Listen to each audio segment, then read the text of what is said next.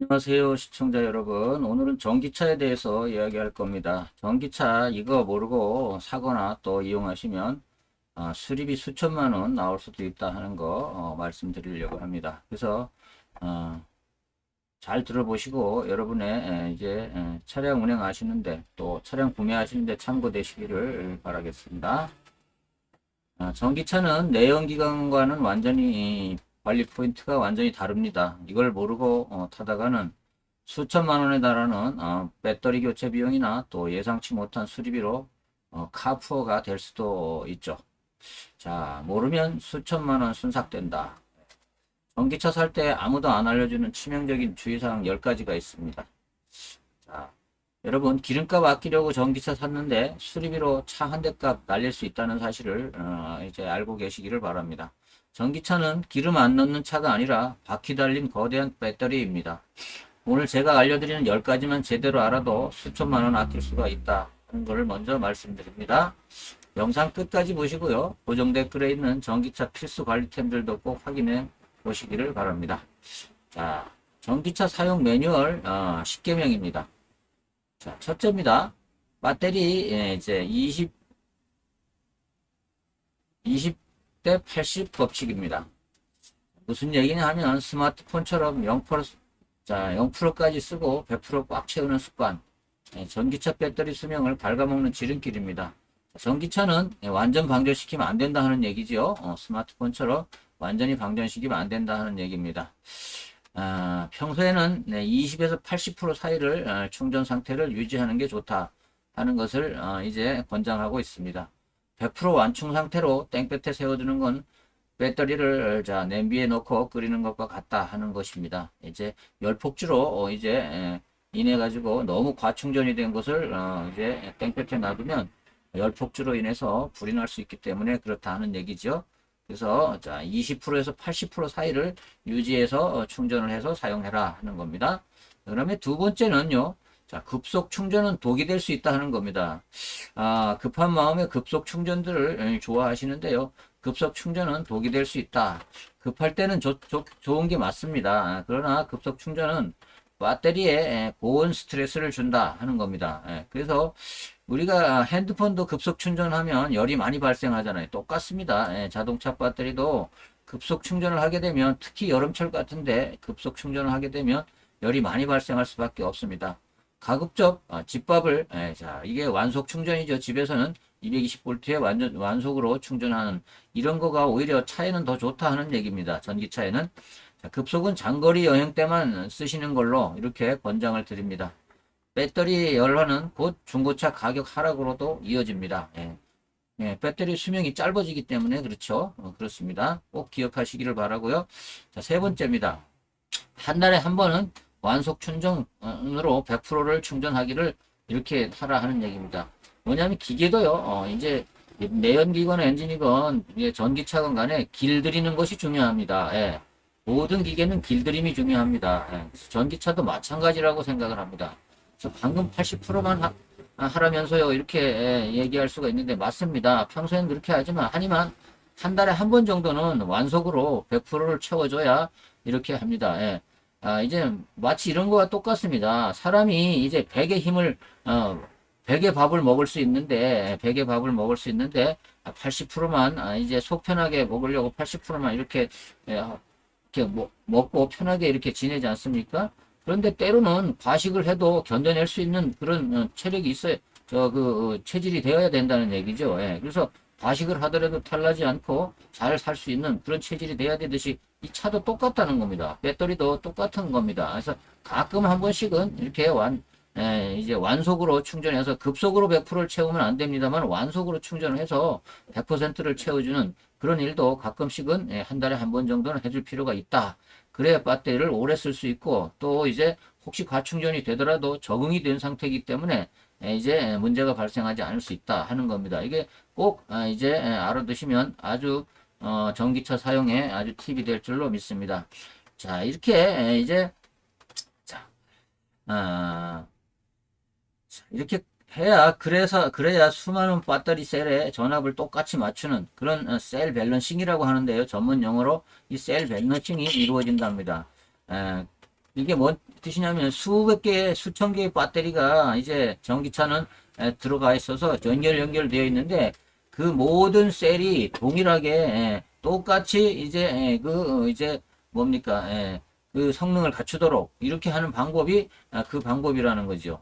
그래서 이렇게 그렇게 했을 때 셀 밸런싱이라는 게 맞춰져서 급발진이나 급작스러운 방전을 막을 수 있다. 이렇게 이제 얘기하는 겁니다. 그래서 이것도 전기차 배터리를 오래 쓰는 방법의 하나로 이렇게 이해하시면 될 것 같습니다.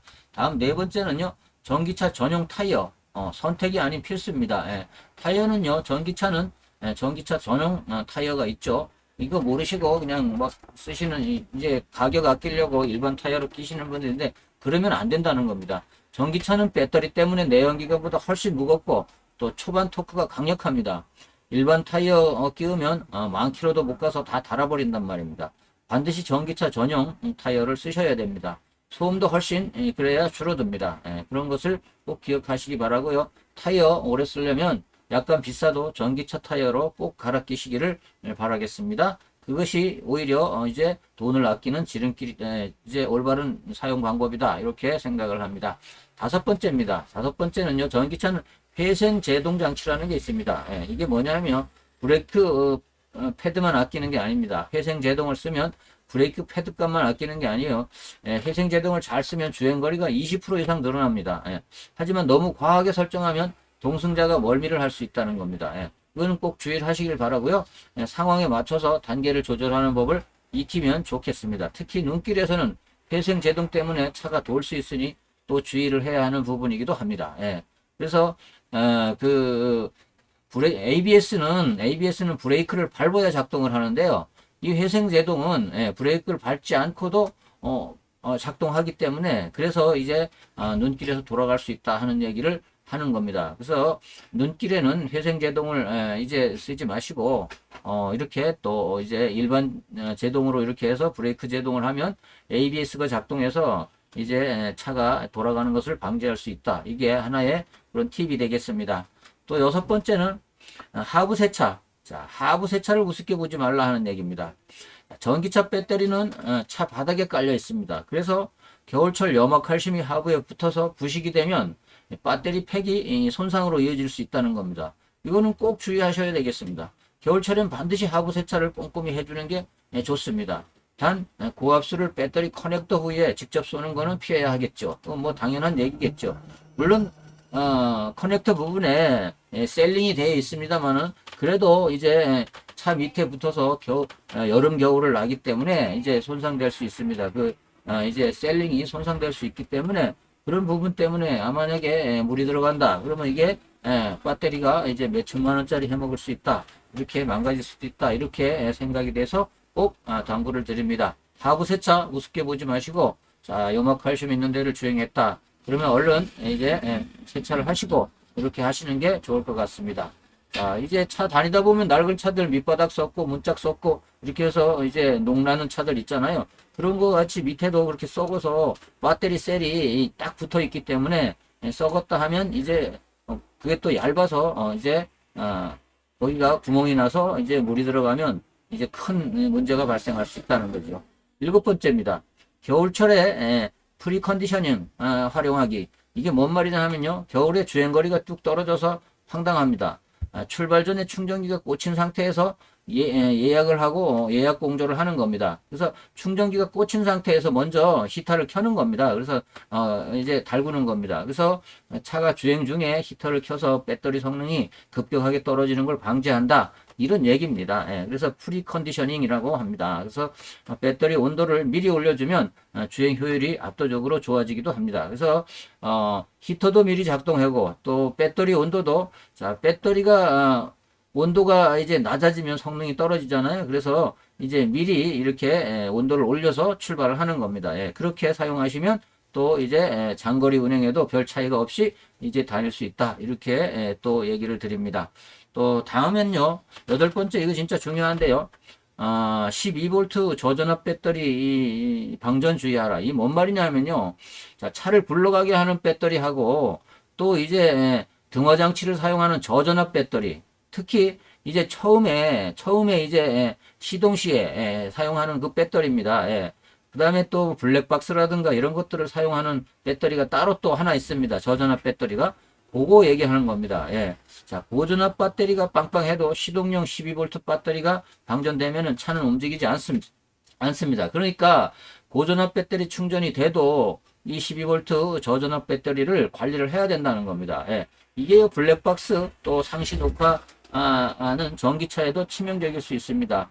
예, 블랙박스로 인해서 겨울철에는 급격히 또 방전되는 경우, 시원치 않을 경우 그렇게 됩니다. 그래서 보조 배터리를 이렇게 고려해 보시는 것도 좋다 하는 겁니다. 자, 9번째는요, 부동액에 관한 겁니다. 전기차가 무슨 부동액이 있어요? 이렇게 묻는 분도 있는데 그렇지 않습니다. 자, 부동액은 반드시 전기차 전용으로 이렇게 사용하셔야 됩니다. 전기차 냉각수는 전기가 통하지 않는 저전도 냉각수를 씁니다. 예, 그래서 전기가 안 통하는 냉각수입니다. 예, 그걸 꼭 그 전용 냉각수를 꼭 쓰셔야 된다라고 이렇게 얘기를 드리는 겁니다. 급하다고 일반 수돗물이나 또 내연기관용 부동액을 넣었다가는 쇼트가 나가지고 배터리 전체를 갈아야 할 수도 있습니다. 정말로 배터리 전체 갈게 되면 한 2천만 원 들어가잖아요. 그렇게 될 수도 있다는 얘기입니다. 요거 꼭 명심하시고 조심하셔야 됩니다. 부동액 뭐 별로 셀 일은 없을 겁니다. 그러나 이제 혹시 이제 보충할 때는 꼭 이제 전용 부동액으로 보충을 해야 된다. 이렇게 당부를 드립니다. 그 다음에 10번째는요. 자, 사고가 만약에 났다. 그러면 그냥 맨손으로 차를 만지지 말고 절연 장갑을 끼고 만지라 하는 얘기입니다. 예. 절연 장갑이 없으면 손대지 않는 게 좋겠다 하는 얘기입니다. 자, 사고가 났을 때는 함부로 전선을 만지면 감전의 위협이 크다. 예. 그렇게 혹시라도 뭐 많지는 않겠습니다. 혹시라도 이런 일이 있을 수 있다. 왜냐하면 자동차에는요, 그 전기차에는 고전압이 흐르고 있다는 겁니다. 예. 그래서 주황색 배선은 고전압이 흐른다는 신호입니다. 그래서 주황색 배선 같은 거는 특히 이제 평상시에도 만지지 않는 게 좋습니다. 그렇고 또 사고 시엔 즉시 대피하고 이제 전문가에게 맡기는 게 좋습니다. 그래서 전문가에게 맡겨서 견인을 하든 아니면 뭐 조치를 하든 이렇게 하는 게 좋다는 거죠. 자, 전기차 알고 타면 최고의 경제성을 주지만 모르고 타면 돈 먹는 하마가 될 수도 있다 하는 것을 이제 말씀을 드립니다. 자, 오늘 내용이 유익하셨나요? 자, 유익하셨다면 영상 설명란과 고정 댓글에 전기차 오너라면 꼭 구비해야 할 필수 아이템 리스트를 쿠팡 파트너스로 링크로 정리해 두었으니까 쇼핑에 참고하시기를 바라고요. 구독과 좋아요는 저에게 큰 힘이 됩니다. 감사합니다. 자, 전기차 오너라면 꼭 구입해야 할 아이템 이렇게 5가지 이렇게 꼭 이제 참고하시고요. 이제 참고하시면 되겠습니다. 오늘도 시청해 주셔서 감사합니다.